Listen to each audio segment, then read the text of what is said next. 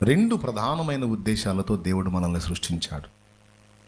అందులో మొట్టమొదటిది, మన జన్మ వెనక ఈ భూమి మీద ఉన్న వ్యక్తులు, ప్రాణులకు ప్రయోజనం. Point number 1. పాయింట్ నెంబర్ 2, ఈ భూమి మీద ఈ జీవితం కొద్ది కాలమే. ఈ జీవితం ఏదో ఒకనాడు ముగుస్తుంది. ముగిసిన తర్వాత టోటల్గా మన లైఫ్ అంతా ముగిసినట్టు కాదు. మనం చనిపోతే మన దేహం మాత్రమే చనిపోతుంది. మన దేహం లోపల జీవాత్మ, అంటే ఈ శరీరం లోపల ఉన్నదే అసలు మనం. ఈ శరీరం లోపల ఉన్నదే ఆత్మ, అది అసలు మనం అంటే ఆ జీవాత్మ పరదేశుకు చేరుతుంది, అంటే దేవుని దగ్గరకు చేరుద్ది. అంటే ఈ భూమి మీద మనతో పని ఉంది దేవుడికి, సమాజంలో వ్యక్తులకి, జీవులకి మన వల్ల ప్రయోజనం ఉంది. మనం చచ్చాక అసలు పని స్టార్ట్ అయింది. ఈ లోకం నుంచి మనం వెళ్ళిపోయిన తర్వాత ఇక శాశ్వత కాలం దేవుని రాజ్యంలో మనం ఉంటాం. అది కూడా దేవునితో ఉంటాం. సంఘ ప్రతిరూపమో పరమయెరూషలేము, సంఘ ప్రతిరూపమో పరమయెరూషలేము, సౌందర్య సీయోనులో నీ మనోహరమైన ముఖము దర్శింతును, సౌందర్య సీయోనులో నీ మనోహరమైన ముఖము దర్శింతును, నీతోనే నా నివాసము నిత్యము ఆనందమే, నీతోనే నా నివాసము నిత్యము ఆనందమే. సీయోనులో స్థిరమైన పునాది నీవు, సీయోనులో స్థిరమైన పునాది నీవు. ఏమన్నాడు? నీతోనే నా నివాసము నిత్యము ఆనందమే అన్నాడు. ఈ లోకంలో ఉన్నంత వరకు సమాజంలో మనుషులతో ఉంటాం, ఇక్కడ నుంచి వెళ్ళిపోయిన తర్వాత ఆయనతోనే ఉంటాం. ఎంతకాలం? 1 ఏడా, 2 ఏళ్ళ, 3 ఏళ్ళ, 10 ఏళ్ళ అంటే ఆ జీవితానికి అంతం లేదు. ఇంకెప్పుడు ఆయనతో ఉంటామేనా? ఏమన్నా పనులు ఉన్నాయా అని అడగండి. భూమి మీద పనులు ఉన్నాయిగా, భూమి మీద బాధ్యతలండి. మనం అంటాము, ఈ బాధ్యతల వల్ల చచ్చిపోతున్నా, ఈ గుంపుని ఈదలేక, ఈ బాధలు పడలేక, సావు కూడా రాక చచ్చిపోతున్నా అంట. ఒక మాట చెప్తాను నేను, ఏమనుకోవద్దు. చాలా విషయాలు మనం ఆలోచించకుండా అనాలోచనగా మాట్లాడతాం, కానీ కొద్దిగా ఆలోచిద్దాం.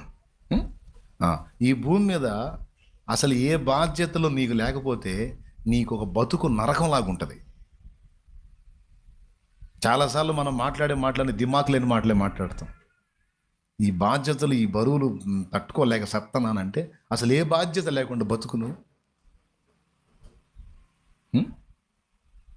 ఏ బాధ్యత లేదు, నువ్వెవరి బరువు మోసేది లేదు, నిన్నెవరు పట్టించుకునేది లేదు, నువ్వెవరిని పట్టించుకునేది లేదు, ఒంటి పక్షివి నువ్వు, అంతే. అట్టనే బతుకును. అసలు నువ్వు ఉన్నావు ఒకటి, సచ్చినావు ఒకటి, అర్థమేముంది? అలా బతుకు అర్థమేముంది అసలు? ఏమంటావు? పాయింటా కాదు? మళ్ళీ ఈ బాధ్యతలు, ఈ బరువులు, ఈ భారాలు అంతా ఏదలేక సత్తననింది. ఆ మాట ఏంది అసలు?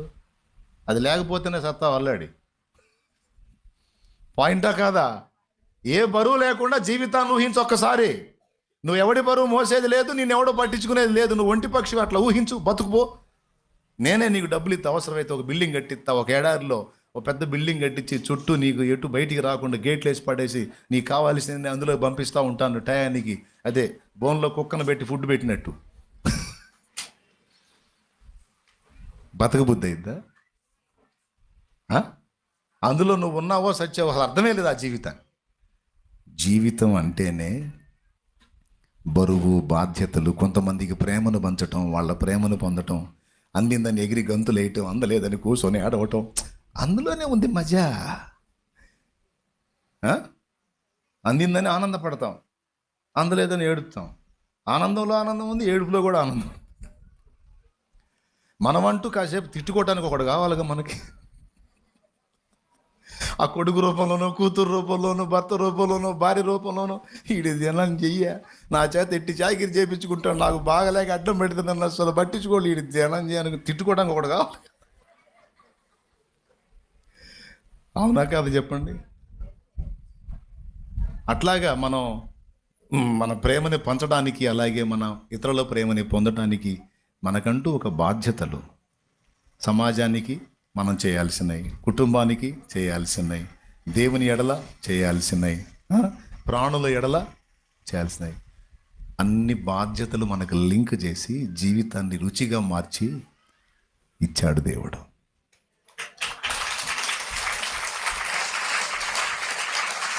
నాకు ఈ బాధ్యతలు ఎప్పుడు పోతాయో, నాకు ఈ బాధ్యతలు ఎప్పుడు పోతాయో అని అన్ని బాధ్యతలు పోతే నువ్వు పోతావు అసలు. ఇప్పుడు కొన్ని పల్లెటూళ్ళలో చూడండి, పాప ముసలోళ్ళు ఉన్న పొలాలమ్మి పిల్లల్ని అమెరికా పంపించారు. ఉన్న పొలాలమ్మి బిడ్డలు అమెరికా పంపించారు. బిడ్డలు బాగుంటే చాలు, బిడ్డలు బాగుంటే చాలు, బిడ్డలు పచ్చగా కళ్ళకళ్ళాడతా లక్షల కోట్లు సంపాదించి బ్రహ్మాండంగా ఉంటే చాలు అనుకుని పంపించారు. వాళ్ళు అడ్రస్ లేకుండా పోయారు, అడుగు పోయారు, అలవాటు పడ్డారు, ఇక్కడికి రావట్లా. ఇంకేముంది అబ్బాయి, అరే ఎట్టుండాయా, డాడీ కొంచెం ఆఫీస్లో ఉన్నా డాడీ, మళ్ళీ మాట్లాడతాను, సాయంత్రం మాట్లాడతాను. కాదురా అమ్మ కొంచెం బాగాలేదయ్యా. బాగాలేదా? అట్లయితే నేను ఫోన్ చేస్తాను, కంపౌండర్ ఫోన్ చేస్తాలే నేను, ఉంటా సరేలేయ్యా, అంతే.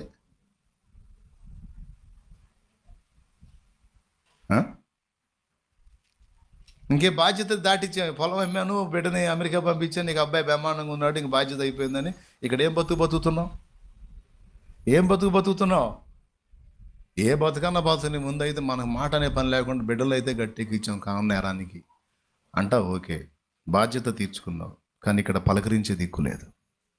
చివరికి చచ్చిపోయినా కూడా రావాతి కాలేదు, నాకు కుదరలేదు అని వీడియో ద్వారా ఏమండి వీడియోలో నేను చూస్తూ ఉంటాను, లైవ్ పెట్టేసేయండి నేను చూస్తాను, కార్యక్రమం కానీ చేయండి అన్నోళ్ళు కూడా ఉన్నారు. రావతి కాక బంధాలు, అనుబంధాలు, ఆప్యాయతలు, అనురాగాలు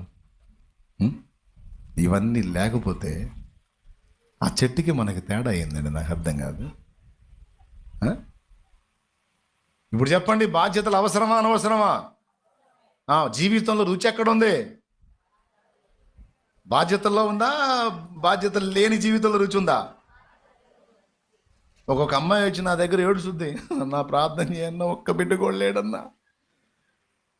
దరిద్రమే లేదుగమ్మా, చదువు ఫీజు కట్టే పని లేదు, పాల డబ్బుల ఖర్చు లేదు, డ్రెస్సులు ఖర్చు లేదు, ఏ గొడవ లేదుగమ్మా, హాయిగా ప్రశాంతంగా బతక్క, కావాలని బరువు తగిలించుకుంటాం ఎందుకే పిచ్చిదానా అంటే ఏమంటుంది? ఏడ్చినట్టు నీకు తెలివి తగలేయా, వాటి గురించి ఆలోచించి బిడ్డను కనొద్దంట్రా. బిడ్డను కనకపోతే పరిస్థితి ఏందన్నా? నన్ను పట్టించుకునే మార్గం ఏదన్నా, నా ప్రేమను పంచుకోవాలన్నా, వారి ప్రేమను పొందాలన్నా, నాకంటూ బిడ్డ అంటే కోరి కోరి బరువుని నెత్తినేసుకుంటుంది. ఎందుకంటే అందులో ఆనందం ఉంది. ఆ బరువు లేకపోతేనే జీవితానికి అర్థం లేదు. అవునా? ఇప్పుడు చెప్పండి, ఎవరన్నా విరక్తి చెంది ఈ గుంపు అంటావా? ఇక అంటావా? అనొద్దు. అది దేవుడు నీకు ఇచ్చిన గుంపు అంతే. దేవునికి స్తోత్రం. ఒకటి, ఇక్కడ నుంచి వెళ్ళిపోయిన తర్వాత ఈ బరువులన్నీ దించుకొని పోతామా? కొంతమంది అంటారు, అబ్బా పోయిందయ్యా, ఈ బరువులన్నీ వదిలించుకొని పీడ వదిలిపోయిందయ్యా, లేకపోతే ఆ బిడ్డనేం ప్రశాంతంగా బతకనిచ్చారా, ఉన్నిచ్చారా, అల్లాడిచ్చి పెక్క తిన్నారా, పోయిందిలే పోనీ, ఇంకెవళ్ళు తింటారు చూద్దాం అంటారు. ఆడికి పోయింది, నీకు ప్రశాంతంగా ఉంది, ఏ బరువు లేదు, ఏ బాధ్యత లేదు, హాయిగా ఉంటుంది అనుకుంటా. నేను చెబుతున్నాను, అక్కడికి పోయినా కూడా నీకు బరువులే, బాధ్యతలే. ఎందుకంటే ఉన్న రుచి అక్కడే ఉంది. అవి లేకపోతే జీవితానికి రుచే లేదు. అందుకే దేవుడు కూడా ఆ రుచిని కోరే మనందరినీ సృష్టించి ఈ బాధ్యతలను తగిలించుకున్నాడు. నేను అనుకుంటాను, ఎందుకే మమ్మల్ని అందరినీ చేసి ఈ చెత్త అంతా పెట్టుకున్నావు, ప్రశాంతంగా ఉండొచ్చు కదా అంటే, బాధ్యతలు, ప్రేమ పంచడం, పొందటం అనేవి లేకపోతే లైఫ్కి టేస్ట్ ఉండదురా. అందుకే నేను కూడా మిమ్మల్ని దయచుకున్నా అంటున్నాడు దేవుడు. ఏమన్నా అర్థమైంది నేను చెప్పింది? చాలా లోతైన మాట, సింపుల్గా చెప్తున్నా మీకు. మేఘాలలో నా మెరుపుంచినావు,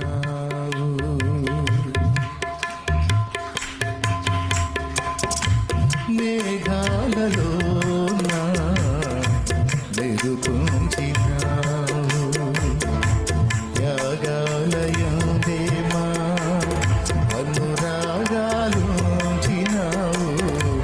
యాగాలయందే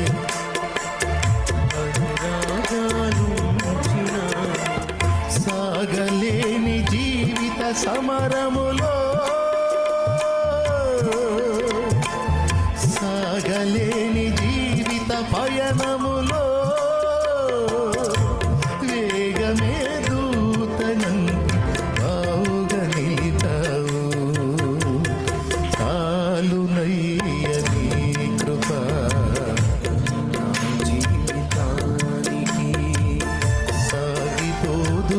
సయ్యా, సాగరాలే ఎదురైనా సాగిపోదు యేసయ్యా, సాగరాలే ఎదురైనా చాలునయ్య నీ కృప నా జీవితానికి.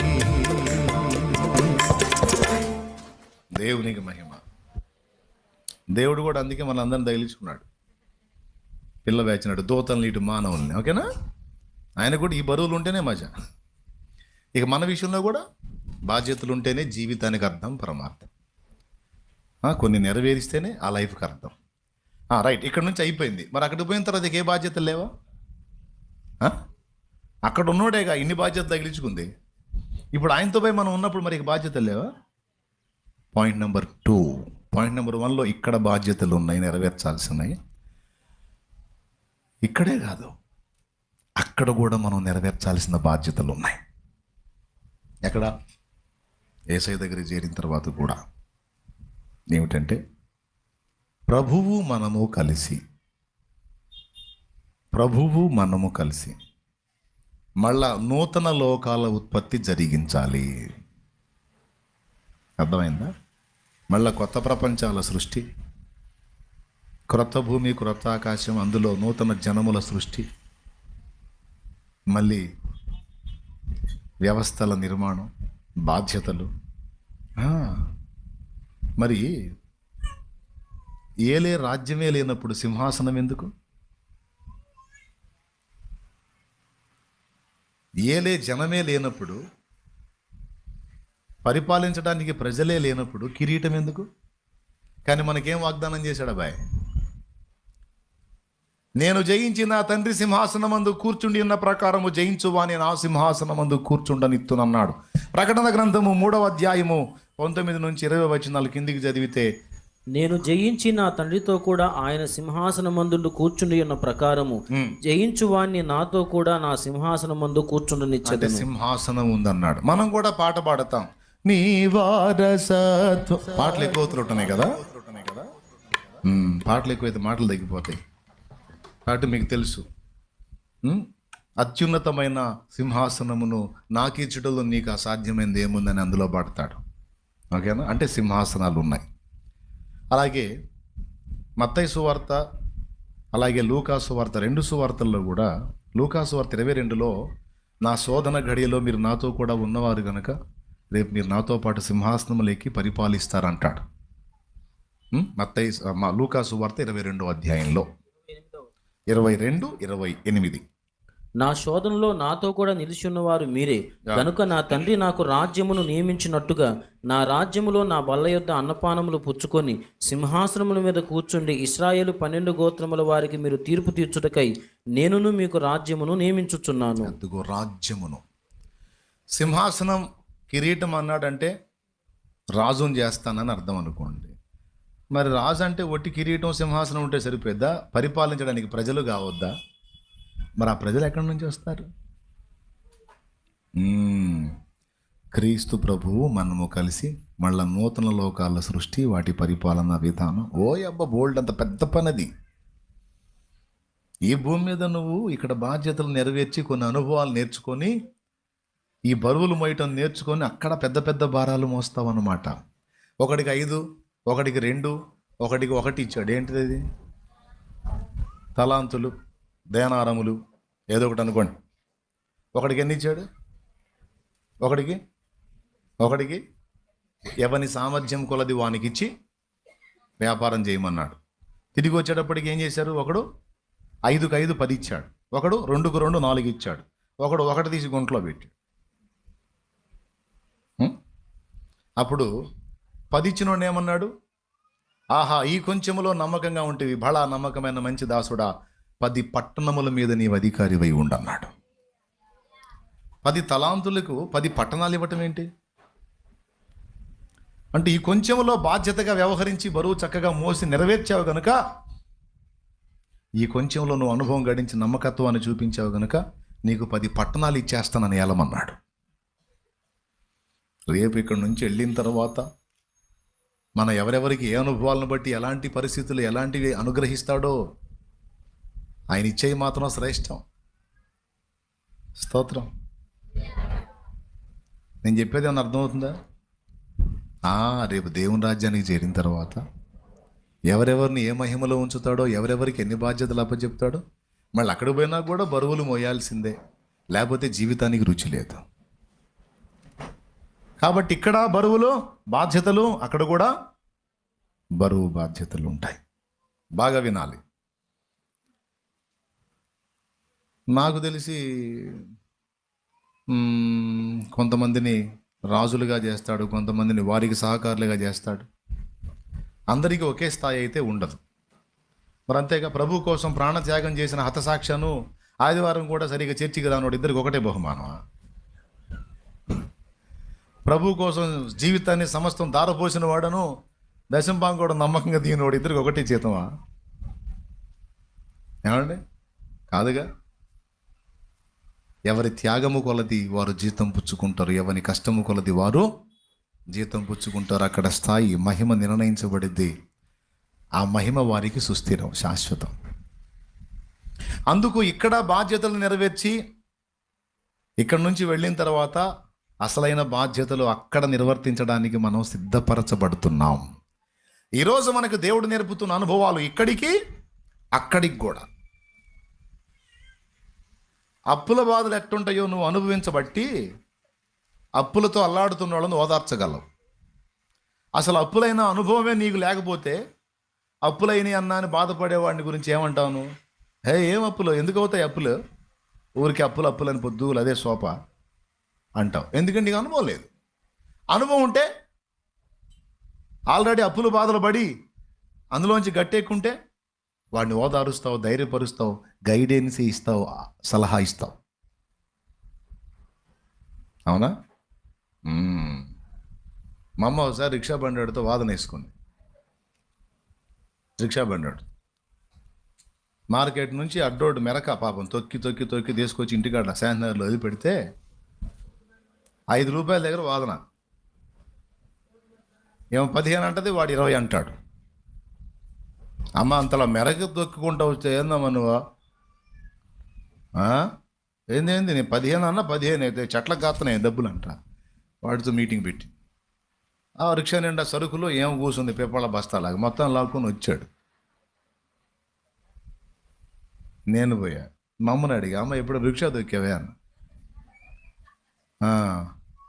తొక్కకపోతే డబ్బులు ఊరకొత్త అయిందని. ఎప్పుడన్నా తొక్కాను. నేను ఎందుకు తొక్కుతా అడుగుతా. నువ్వు ఉంటే వీళ్ళు ఇంతే చేస్తారు, నువ్వు అంటే నేను ఇప్పిస్తానని అమ్మాయం. నేను అన్నాను, నువ్వు దొక్కలేదు, నేను దొక్కాను. ఒట్టి రిక్షాని ఏ బరువు లేకుండా తొక్కాలంటేనే కాళ్ళు పోతాయి. రిక్షా నిండా సరుకులు వేస్తేవి, బస్తాలాగా నువ్వు ఒక బస్తాలాగా కూర్చుంటివి, మొత్తాన్ని ఆంతం లాక్కొని వచ్చాడే. అది కాళ్ళు అమ్మ యంత్రాలు కదా అయ్యి. ఎంత కష్టమో తెలుసా? ముఖం మనిషి అంత చెమటలు కక్కుతున్నాడు. ఇదేమి దేవుని ప్రేమమ్మ. 15 అడిగిన వాడికి 20 కాదు, 20 అడిగిన వాడికి 25 ఇచ్చి 30 ఇచ్చి, అయ్యా చల్లగుండయా అనాలమ్మా. అది కష్టం చేస్తే అర్థమైతే నీకు అది అది ఎట్లా ఉంటుందో అర్థం కాదు, తొక్కితే ఎట్లా ఉంటుందో అర్థం కాదు, నాకు తెలుసమ్మా. నాకు అనుభవం ఉంది కనుక వస్తువులు వేసుకొని వ్యక్తులను వేసుకొని మెరక తొక్కటం అనేది ఎలా ఉంటుందో నేను తొక్కి చెమట్లో పట్టి గందరగోళం అయ్యాను కనుక నాకు తెలుసు. మామకేం తెలుసు, దొన్నపోల కూర్చొని రావటం తప్ప. ఇప్పుడు చెప్పండి, అనుభవం పొందినోడికి అనుభవం పొందినోడికి తేడా అర్థమైందా? ఏమర్థమైంది? అనుభవం పొందినోడేమో అవతలి వాడి బాధను అర్థం చేసుకుంటాడు, అనుభవం లేనోడేమో అర్థం అంటే మమ్మల్ని తప్పుపట్టాలని కాదు, పొదుపు రూపాయిని జాగ్రత్త చేద్దాం అంతే. దేవునికి స్తోత్రం. నేను చెప్పే మీకు క్లియర్గా అర్థమవుతున్నాయా? అర్థం కావాలనే గ్రాంధిక భాష కూడా వాడకుండా అచ్చ తెలుగులో మన మామూలు భాషలో మాట్లాడుతున్నాను. పిల్లరా,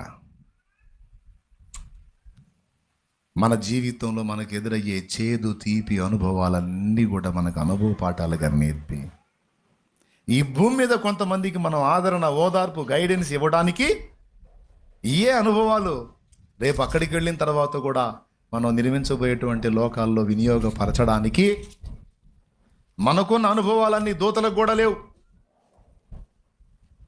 అప్పులైతే ఎంత బాధ ఉంటుందో గాబ్రియేలుకి తెలుసా? గాబ్రియేలుకి ఏం అప్పులు ఉన్నాయి? బీపీ పెరిగితే తల తిరిగి ఎట్లా కింద పడతామో మిఖాయేలుకి తెలుసా? మిఖాయేలుకి బీపీ ఉంది.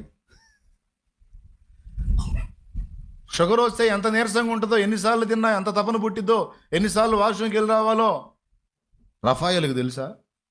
రఫాయేలుకి షుగర్ ఉంటే కదా. రఫాయేల్ అని పేరేం లేదన్నని అంటారా? బైబిల్ లేదులే, ప్రాచీన గ్రంథాల్లో ఉంది. గబ్రియేలు, మిఖాయేలు, రఫాయేలు అని రకరకాల పేర్లు ఉన్నాయి, దూతల పేర్లు. దేవదూతలకు మన బాధలు లేవండి.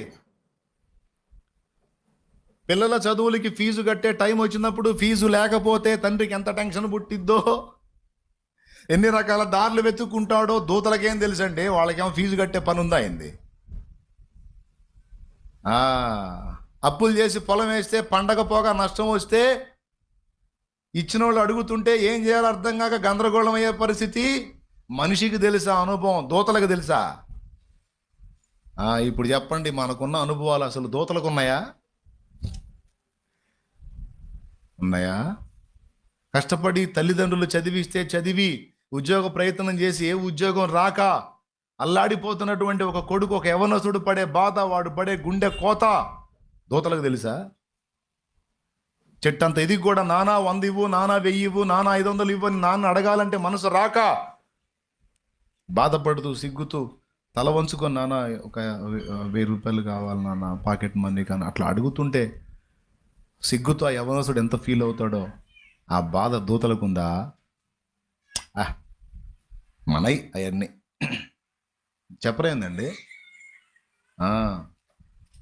పాపం చేసి దాని ఫలితాన్ని మోస్తూ ఆ పాపం నుంచి విడిపించడానికి ప్రభువు చేసిన త్యాగం, దాని విలువ, ఆయన కృప, దాని విలువ వాళ్ళకి తెలుసా?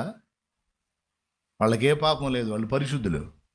ఇక్కడ పాపం చేసి పతనమై తిరిగి ప్రభు ద్వారా బ్రతికి లైన్లోకి వచ్చిన మనకి పాపము యొక్క తీవ్రత తెలుసు. దాని నుంచి విడిపించడానికి దేవుడు చూపిన ప్రేమ, చూపిన కృప ఎంత గొప్పదో మనకు తెలుసు. కృపను గూర్చి పాడాలంటే మనం పాడతాం, శ్రమను గూర్చి పాడాలంటే మనం పాడతాం, సమస్యలను గూర్చి పాడి దేవుని మయంపరచాలంటే మనం చేస్తాం. దూతలకు లేదో. అందుకే ఎఫెసీ పత్రిక 3వ అధ్యాయం 8 నుంచి 11 వచనాల్లో క్రీస్తు యేసునందు దేవుడు చేసిన నిత్య సంకల్పం మాట్లాడాడు. అక్కడ ఏంటో తెలుసా? పరలోకములో దేవుడు మన ప్రభు అయిన క్రీస్తు యేసునందు చేసిన నిత్య సంకల్పము చొప్పున. ఏంటిదా నిత్య సంకల్పం? ఎఫెసీ పత్రిక 3:8 నుంచి 11 వచనాలు చదువుతున్నాడు. పరలోకములో ప్రధానులకును అధికారులకును సంఘము ద్వారా తన యొక్క నానా విధమైన జ్ఞానము ఇప్పుడు తెలియబడవలనని ఉద్దేశించి. సంఘం ఎక్కడిది ఒకసారి చెప్పండి. సంఘం ఎక్కడిది? భూమి మీద పరలోకందా? అందరూ చెప్పండి. సంఘం అంటే మనం భూమి మీద ఉన్నాం, పరలోకంలో ఉన్నాం. రైట్. అక్కడేమో పరలోకములో ప్రధానులకు అధికారులకు అన్నాడు. ఈ ప్రధానులు అధికారులు అనేవాళ్ళు భూమి మీద వాళ్ళ, పరలోకంలో వాళ్ళ? రైట్. పరలోకంలో వాళ్ళు మనకు జ్ఞానం చెప్పాలా, మనం వాళ్ళకి చెప్పాలా? అది కూడా దేవుని జ్ఞానం. వాళ్ళేమో దేవుని దగ్గరే ఉంటున్నారు, మనం భూమి మీద ఉన్నాం. ఏందని అటు చూస్తారు. ఇప్పుడు నాతో ఈ అబ్బాయి ఎప్పుడు ఉంటాడు, మీరు ఎప్పుడో ఒకసారి నాకు కనపడతారు. నన్ను కూర్చున్న ఆ జ్ఞానం ఆ అబ్బాయి తెలిసిదా మీకు తెలిసిద్దా? మరి మీరు ఆ అబ్బాయి చెప్పటం ఏంది హాస్యం కాకపోతే? ఇప్పుడు చెప్పండి, దూతలు ఎక్కడోళ్ళు? ఆయన దగ్గర ఉంటారు. మనుషులు కానీ ఆశ్చర్యం చెప్పనా, దేవుడి వ్యక్తిత్వం, ప్రేమ, కృప, త్యాగం, సమర్పణ, తగ్గింపు, దీనత్వం, ఇవన్నీ దూతలకు దేవుని యొక్క నానావిధ జ్ఞానం మనం చెప్పాలట. వాళ్ళు ఉండటమైతే ఆడున్నారు కానీ వాళ్ళు పరిశుద్ధులు. వాళ్ళకు పాపం యొక్క తీవ్రత తెలియదు, దాని శాపం ఎంత జటిలమైందో తెలియదు, కష్టాలు, బాధలు, శ్రమలు, శోధనలు, దాన్ని తప్పించుకోవడానికి మనిషి పడే పాటలు ఇవేవి దూతలకు తెలియదు. కానీ ఇప్పుడు ఎవరు చెప్పాలి వాళ్ళకి? బ్రదర్, నువ్వేందో కృప అంటున్నావు కదా, దేవుని కృప అంటున్నావు కదా, అసలు కృప అనేది దేనికి బ్రదర్ అంటాడు దూత. ఎందుకంటే వాడు పరిశుద్ధుడు. దూత అనేవాడు పరిశుద్ధుడు, వాడికి పాపం లేదు. మరి కృప అర్థమైద్దా? దూతకు అర్థమైద్దా? మనకు అర్థమైంది. ఎందుకు? మనం తేడా, మనం పాపులం. లెక్క ప్రకారం మనల్ని తన్ని పచ్చడి చేయాలి. చేయకుండా ఆ శిక్ష తన మీద వేసుకొని ఆయన రక్తంతో మనకు ప్రాయశ్చిత్తం చేసి, చెడిపోయిన వాళ్ళమైనా సరే మన భారం అంతా నెత్తినేసుకొని మోసి కృపతో మనల్ని తప్పించాడు. చూడు, ఎరుగని రీతిగా నన్ను దర్శించే నీ కృప, ఎరుగని రీతిగా నన్ను దర్శించే నీ కృప, ఇంతవరకు కాచనే ఇంత నుండి నీ కృప, అంతము వరకు నడిపించునే అంతేలేని నీ కృప, అంతము వరకు నడిపించునే అంతేలేని నీ కృప, కృప కృప కృప యేసుని ప్రైజ్ ది లార్డ్.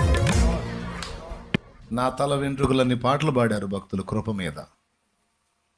దూతలకు అసలు కృప అర్థమైందా? ఎట్లా అర్థమైద్ది?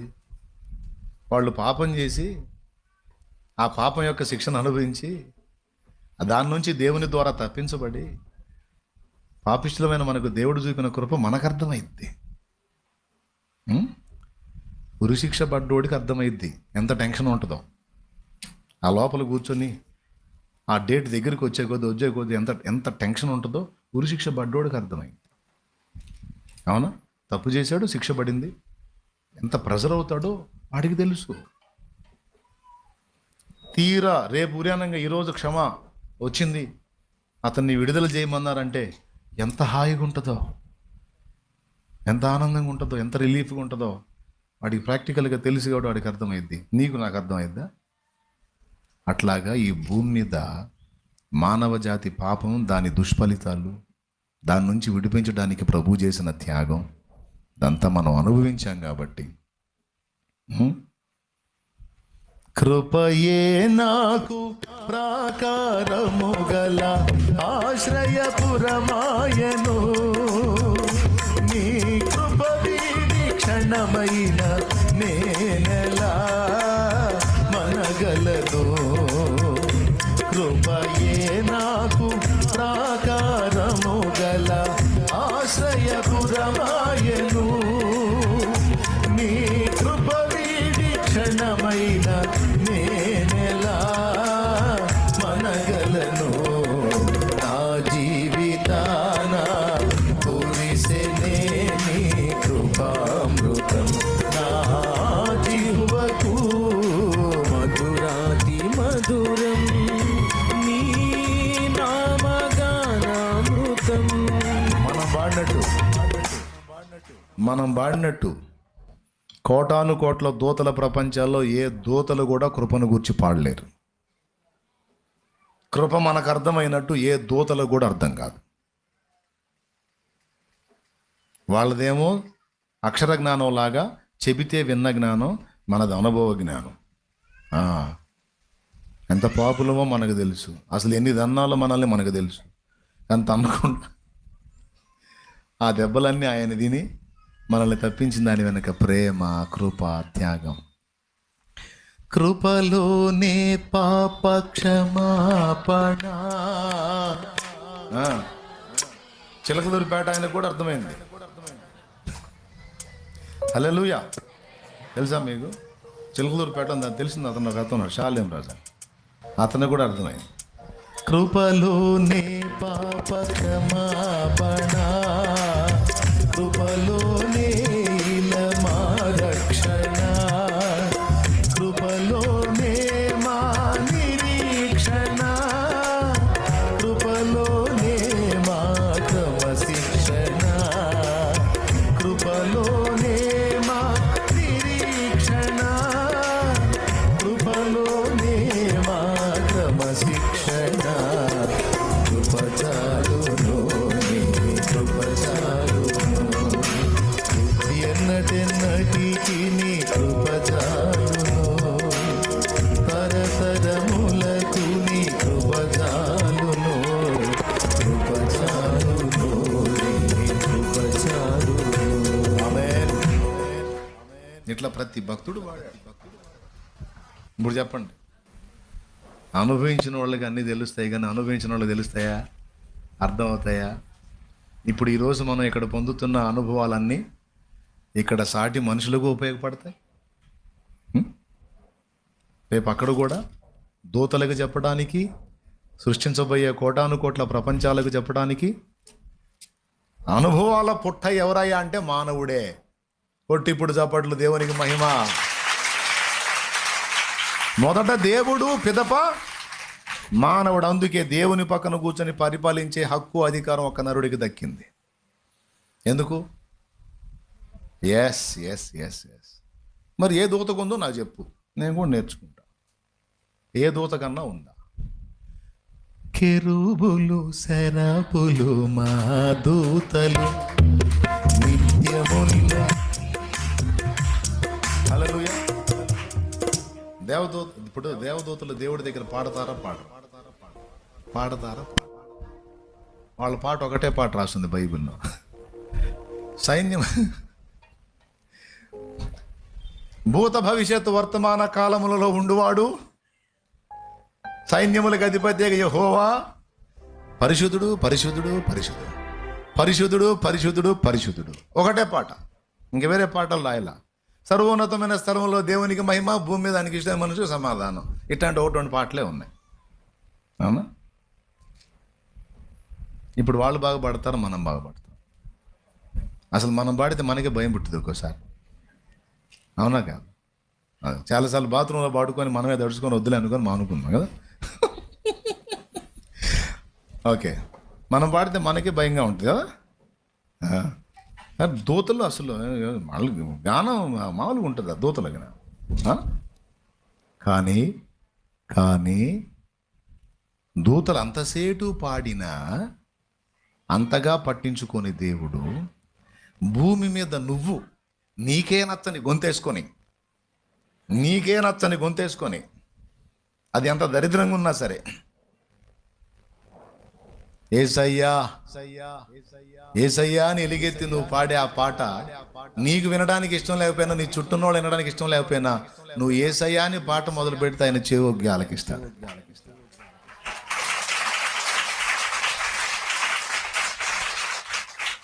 అలాగని మళ్ళీ మందిరంలో పాడకండి. మా నాన్న చెప్పాడుగా నేను పాడతా అని మళ్ళీ అట్టగా తీసుకోవాకండి. జనం వినలేరు, ఆయన వింటాడు. అది పాయింట్. దేవునికి స్తోత్రం కలుగునుగా. చక్కని స్వరములతో ఉంటే పాడమన్నాడు, లేకపోతే నువ్వు పాడుకో సింగిల్గా, దేవుడు వింటాడు. జనాన్ని ఎందుకు హింసించడం? అవునా?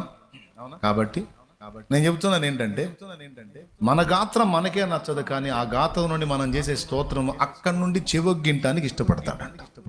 ఎందుకంటే దూతల గొంతుల కంటే మన గొంతులు బాగున్నాయని కాదు, దూతలకు అక్కడంతా పరిశుద్ధతే, వాళ్ళకి కన్వీనెంట్ ఉంది, వాళ్ళు అదే పాడాలి, పాడతా. కానీ ఇది అననుకూల సమాజం, అననుకూల ప్రదేశం, ఇది సాతాను రాజ్యం. ఇక్కడుండి కూడా వాడు చేసే అన్ని దాడులు తప్పించుకొని ఇక్కడుండి మనం దేవుణ్ణి ప్రేమిస్తూ స్తుతించటం అనేది రికార్డ్ బ్రేక్ అన్నమాట. సామాన్యమైన విషయం కాదు. అందుకు చెవొగ్గుతాడు. దూతలు అడగొచ్చు, ప్రభువా రాత్రింబగళ్ళు మేము నిన్ను స్తుతిస్తున్నాం, మేము స్తుతించినప్పుడు ఎప్పుడు చెవి పంకించి వినలేదు. ఆడు గొంతు వాడు అవతారం, వాడు అట్ట మొదలు పెట్టగానే డింగుమని చెవి ఉంచి అంటున్నావే ఏనాయనా అంటే అప్పుడు ఏం చెబుతాడు దేవుడు? ఇది అనుకూల సమాజం నాయన, ఇక్కడ ఎప్పుడు నా స్తుతి ఉంటుంది.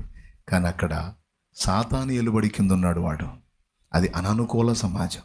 కానీ ఆ ఏలుబడిలో ఉండి కూడా వాడిని గనపరచకుండా నన్ను గనపరుస్తున్నాడు చూడు నా బిడ్డ. వాని గొంతు కాదు నాన్న, వాని హృదయం. కెరూబులు శరాపులు మా దూతలు నిత్యము నిన్ను స్తుతింపగను. కెరూబులు శరాపులు మా దూతలు నిత్యము నిన్ను స్తుతింపగను.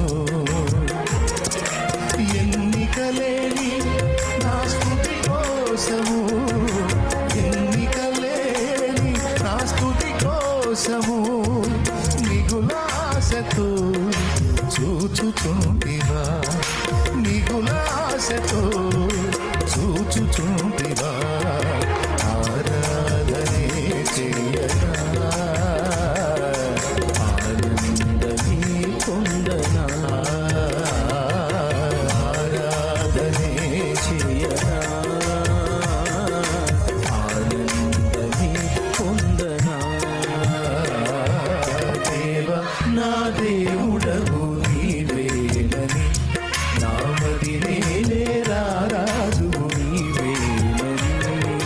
దేవా నా దేవుడవు నీవేనని, రారాజువు నీవేనని. దేవునికి మహిమ. బా, నాకే ఇంత బాగుంది మీరు పాడుతుంటే. ఇక మనం పాట ఎత్తుకున్నామంటే ఇక దేవుడే వింటున్నప్పుడు దూతలు కూడా వినాల్సిందేగా. మరి ఎంత విలువైనడివో నువ్వు, ఎంత విలువైన దానివో చూడమమ్మా. నేనెందుకు నా బతికేందుకు అంటే ఎంత చరిత్ర ఉందో చూడు. ఇక మన వెనక మన అనుభవాలు ఎంత కీలకమో చూడు. అబద్ధాలు ఆడుకుని చెప్పు, నిజంగా అర్థమవుతుందో అర్థం కావట్లేదు. నిజమేనా? అర్థం కాకపోయినా అర్థమైనట్టుగా అట్ట వింటున్నారా? అట్టేం లేదుగా, నిజంగా అర్థమయ్యే వింటున్నారుగా. చేతికి ఎత్తండి, ఎంతమందికి అర్థమవుతుందో. కోటం అయిపోయేటప్పుడు అవుతున్నారు. ఇంకా ఏమండి చేసేదేముంది, కానీ కూర్చోండి తొందరగా కూర్చోండి. వచ్చింది ఆలస్యం. మళ్ళా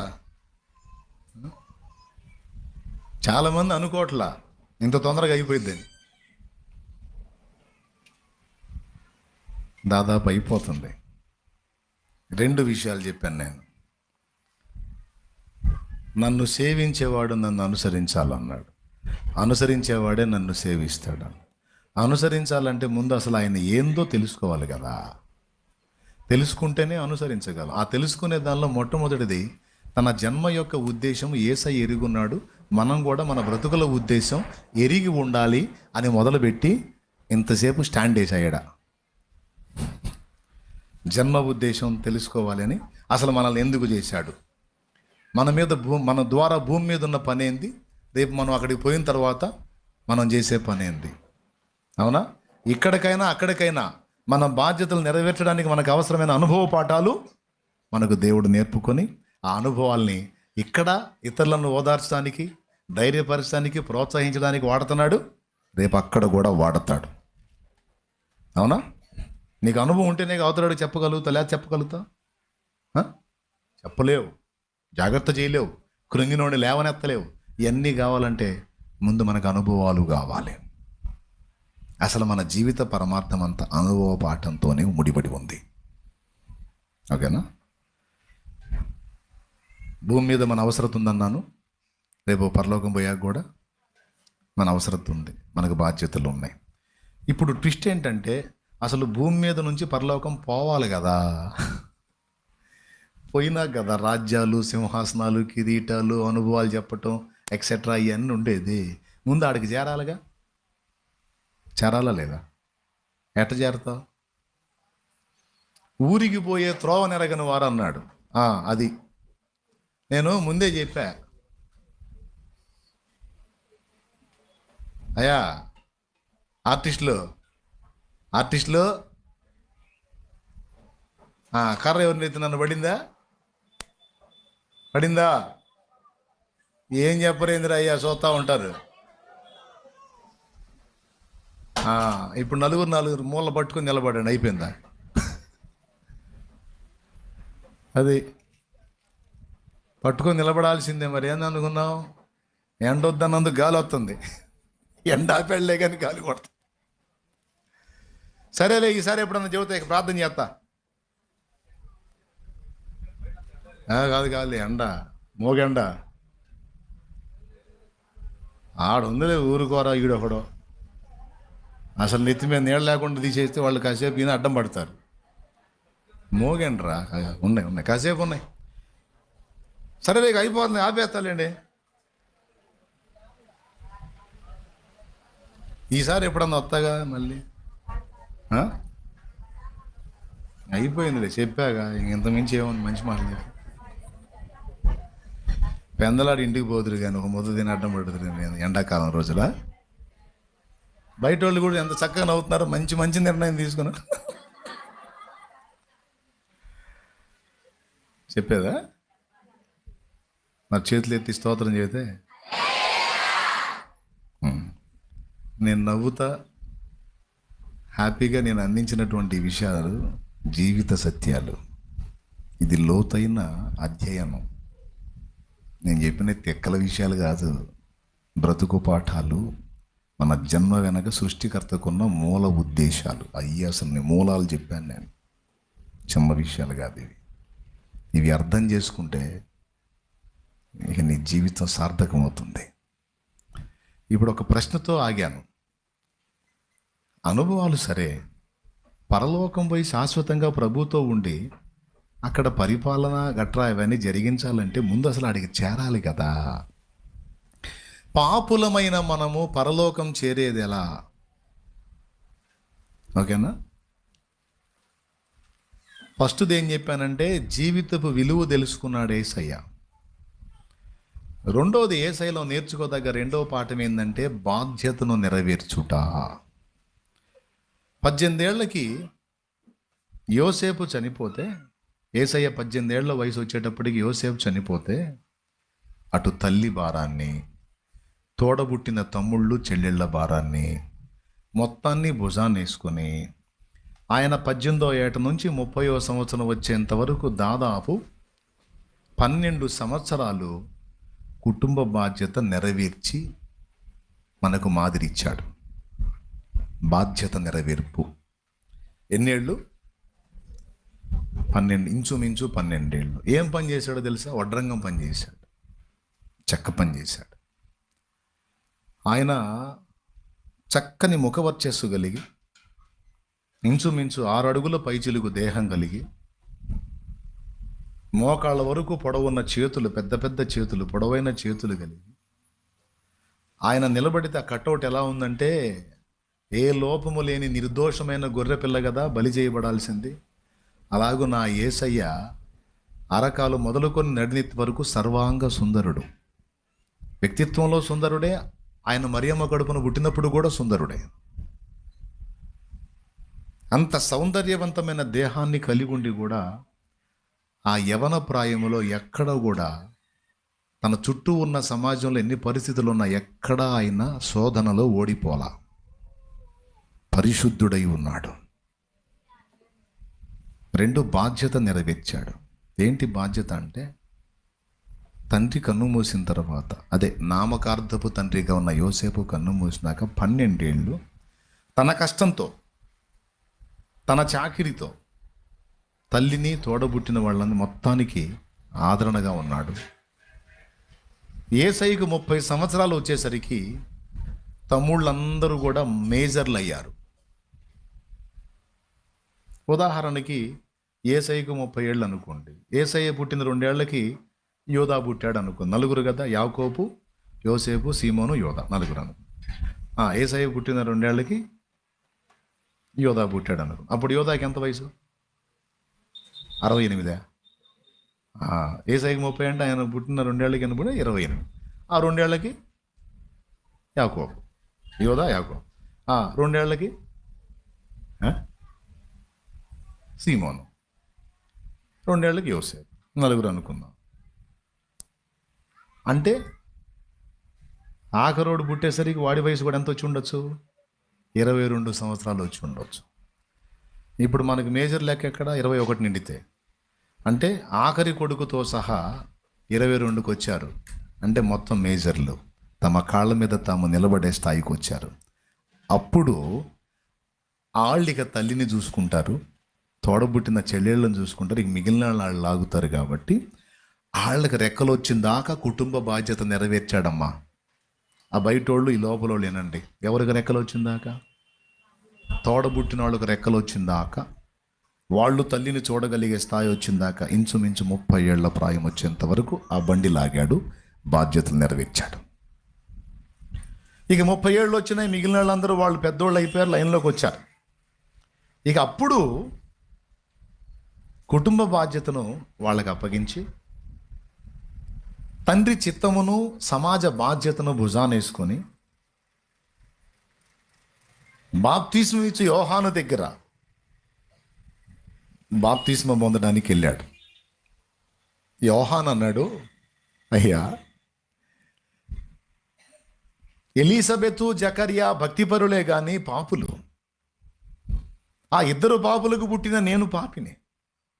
లెక్క ప్రకారం నా జన్మ వేరు, నీ జన్మ వేరు.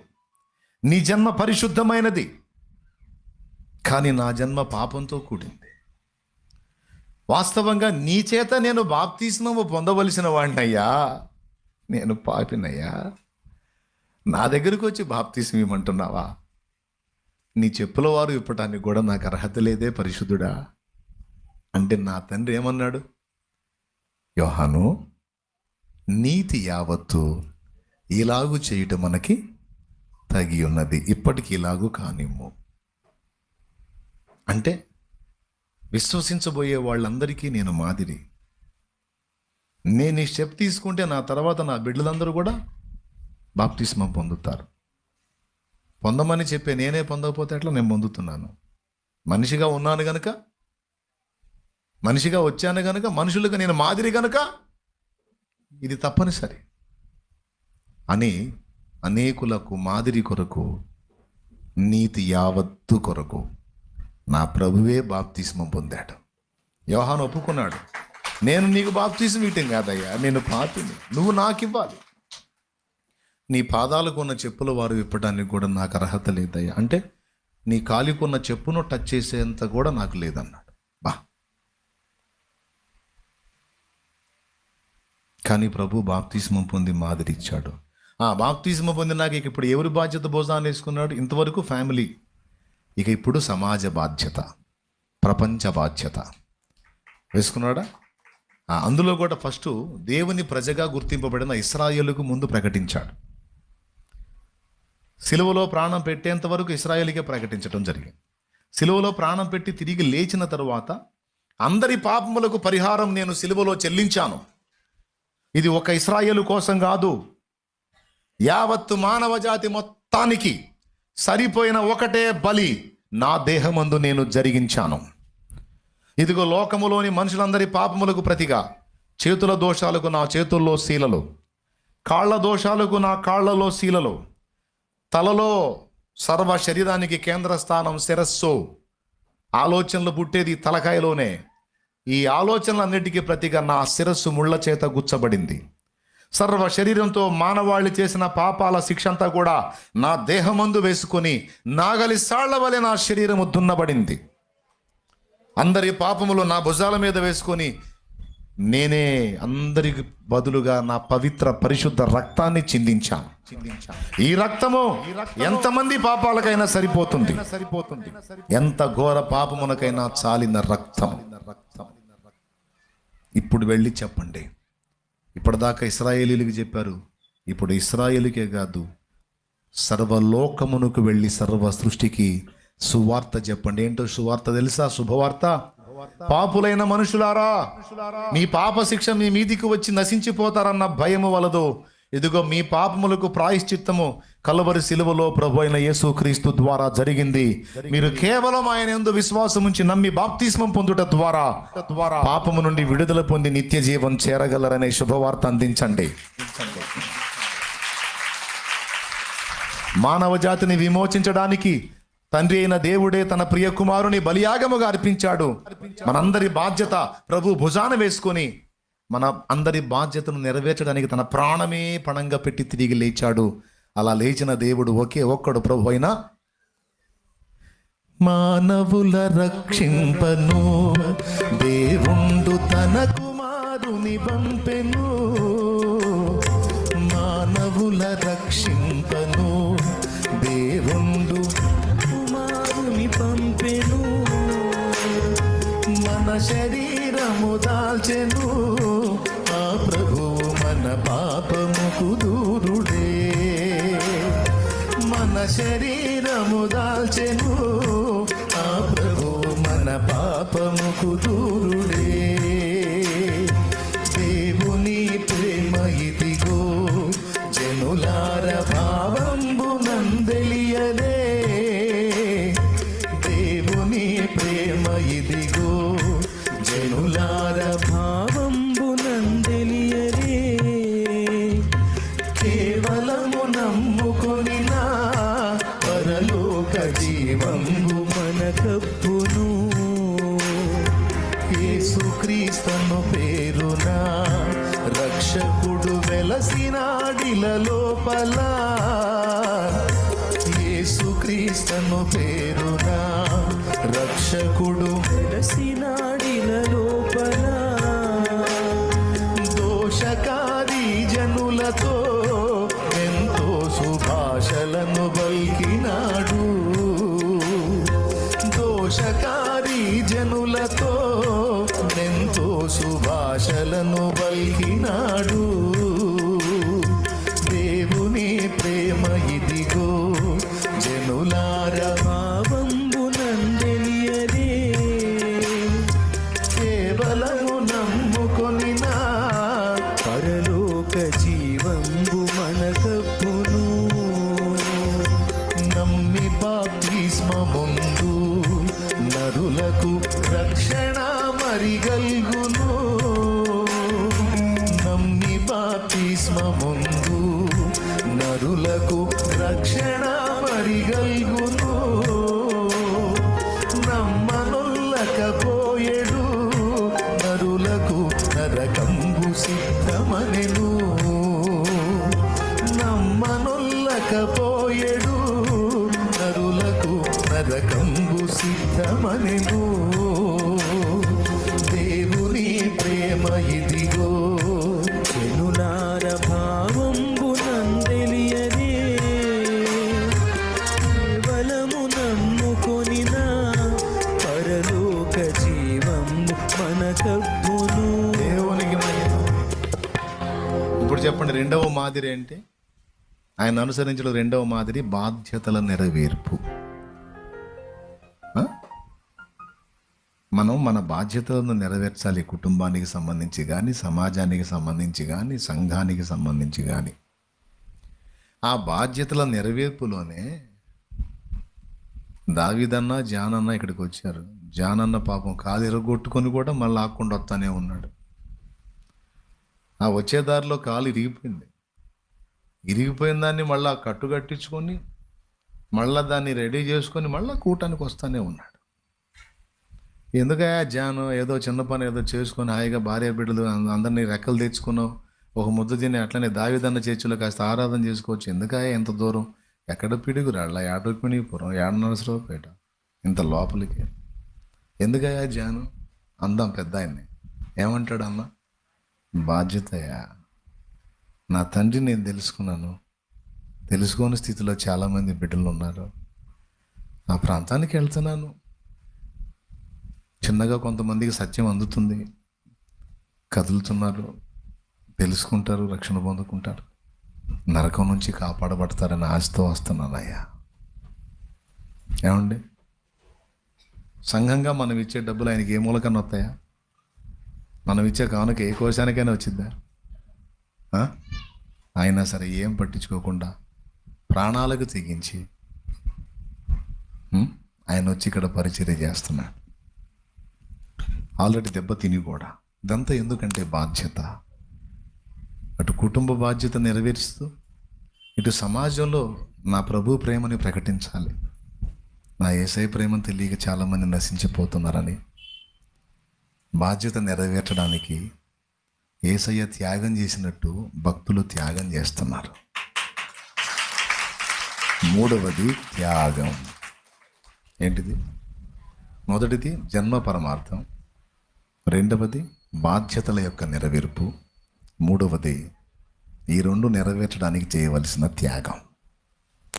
కుటుంబానికి రెక్కలు తేవాలన్నా త్యాగం చేయాల్సిందే తమ్ముడు. ఏమంటావు? పెద్దగా చెప్పండి, స్తోత్రం చెప్పండి.